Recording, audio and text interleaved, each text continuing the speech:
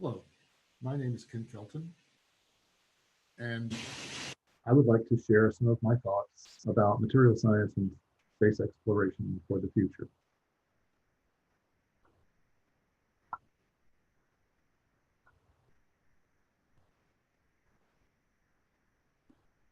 It's very clear that material science is going to play an important role in the future of space exploration.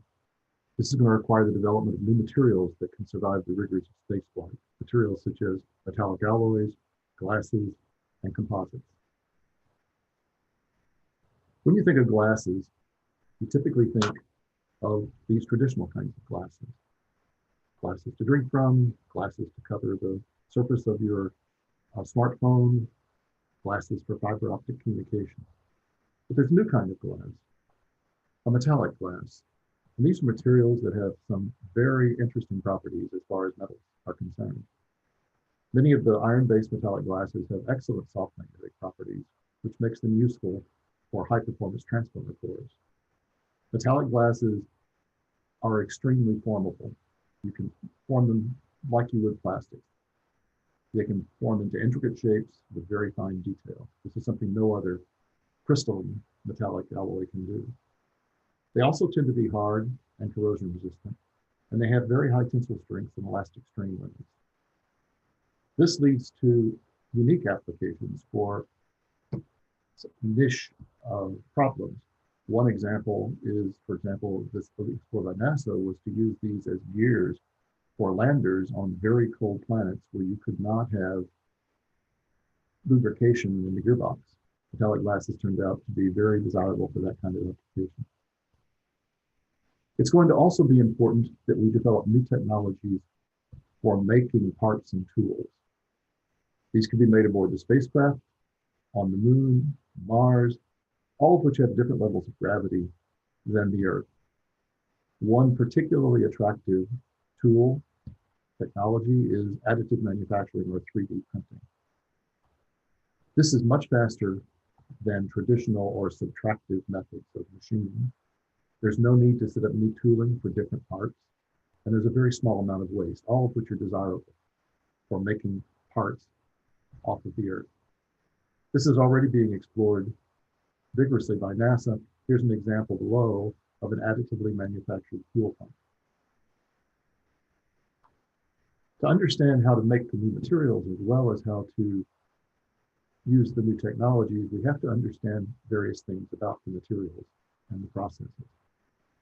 If we're going to make a new material, you're going to want to follow the standard rules of alloy and compound design. You're going to want to know what the crystal phases are, but you're also going to know what the microstructure is, because it's been known for centuries that controlling the microstructure is critically important for making the part to have a particular desired property. An example, simple example, is this rapidly cooled steel ball, iron carbon. If it's rapidly cooled, the surface is cooled more rapidly, and that leads to the formation of a martensite, which is very hard, but also very brittle.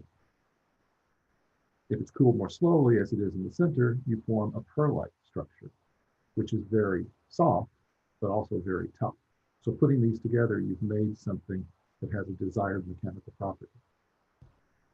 If you look at additive manufacturing, here's a schematic example of it. You have some heat source which you're scanning across the surface as you feed powder into that heat source region. The heat melts the powder, creates a melt pool.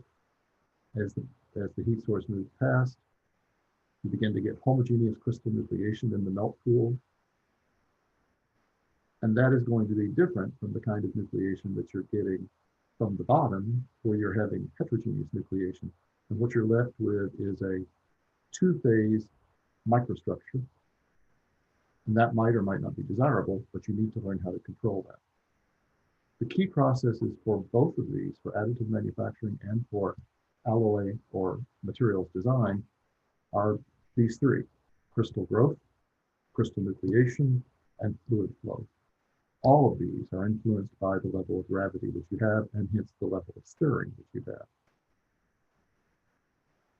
So how do we want to be able to look at these processes in reduced gravity?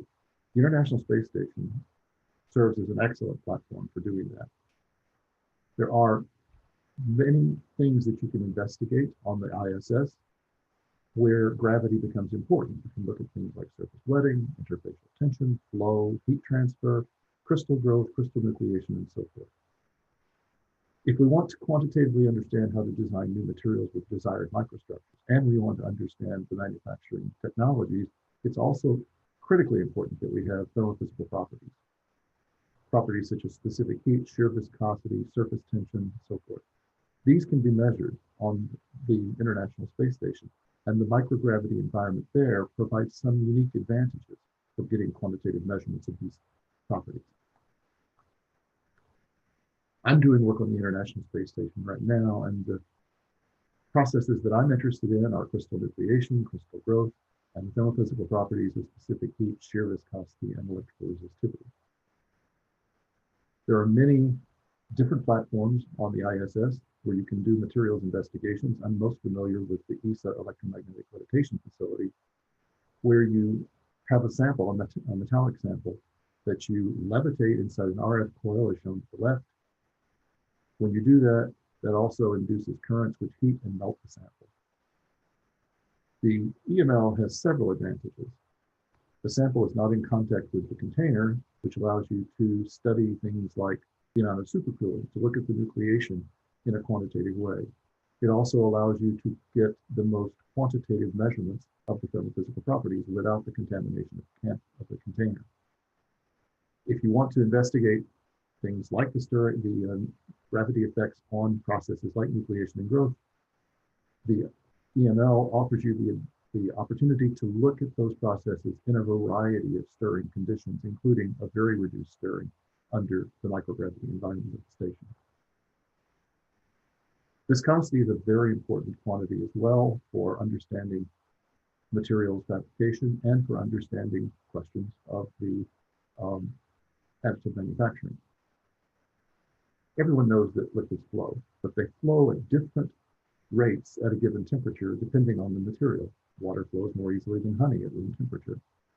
If you look at the log of the viscosity, which is what characterizes the flow, as a function of the inverse temperature, and I'm showing here on the left that inverse temperature normalized to the glass transition temperature. The glass transition temperature is the temperature at which the glass softens, and it's widely used by glass blowers to mold and form glass parts. If you look at that on the left, there are two characteristic types of materials that I've shown. One of these has a straight line behavior with the log of the viscosity versus 1/T. This is a strong material. This is something like SiO2. If you look at the other one, it has a slope that is smaller than the slope of the strong liquid at high temperatures, but as it goes down in temperature towards the glass transition temperature, the slope radically increases. The differences between these two are characterized by something called fragility. But what is fragility? We don't really understand it. We can see it on a viscosity diagram, but we don't know the origins. We don't understand why the viscosity in some liquids, in fragile liquids, changes so dramatically. Now, these are basic questions, but they have a practical justification because glass formation is often easier in strong liquids, and we're going to be making glasses in space, and we need to understand these properties. Recently, there's been some advance in the understanding of these properties based on some molecular dynamics calculations. Shown up to the right, we see that a local cluster in the liquid is fluctuating. It's changing the number of nearest neighbors. In this case, for example, it's losing atom A. Now, above a characteristic temperature, PA, which is shown in the lower left curve, which is roughly twice the glass transition temperature, very close to the melting temperature, and the point at which the viscosity for a fragile liquid begins to have a radical increasing change in slope. Below TA, those local changes that I've described above are felt by atoms that are farther and farther away. Above TA, they're only local. But as we go down to lower temperatures, the response from atoms that feel this change in local structure leads to an increasing viscosity as the range over which they can feel and respond to those fluctuations increases. Now, the viscosity clearly shows evidence for a TA. You can see it here, where it changes from a more shallow slope to a much more steep slope. According to the molecular dynamics, there should also be structural evidence that goes along with that. There should be some evidence for the structural fluctuations and the cooperative structural fluctuations. That's been very difficult to find. The changes in structure are very subtle, and you can't see them with standard X-ray or neutron scattering techniques. You need something that scatters off the structure more strongly, and those are electrons. The electrical resistivity of a metallic liquid is known to reflect the local structure in the liquid. So by measuring changes in the resistivity as a function of temperature, we could in principle see evidence that something structurally is happening in TA. The International Space Station, the EML facility, has a unique feature that allows you to measure the resistivity of high temperature metallic liquids. Shown below are some data that we've collected for nickel zirconium alloy. As you increase the resistivity decreases, which is normal for metallic liquids. It's not normal for standard crystalline materials. That's not important. What is important is the fact that as you get to TA, it begins to plateau. It changes dramatically, indicating that there's a change in the cooperation within the structure. Now, that's good. That points to the structural evidence we were looking for. But what is really surprising is that above TA, it has no temperature.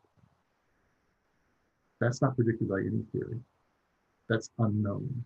So this is pointing to the need for future theoretical developments to understand this property, which has never been observed before.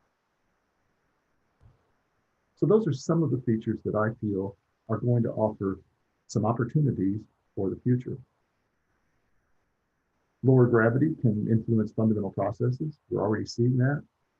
That then can influence microstructural development, glass formation, and key technologies for manufacturing in space and on the moon and Mars. We need to understand how this works. We need thermophysical property measurements to do modeling of materials fabrication, and those we can get using the facilities on board the International Space Station. And finally, measurements of viscosity and properties such as the electrical resistivity and specific heat can provide new information for fundamental processes, going to the microscopic level, maybe understanding relations between structure and dynamics in liquids, which is very poorly understood. So I think there's going to be a lot of opportunities. I think it's going to be a very exciting future. I look forward to it. Thank you for your attention.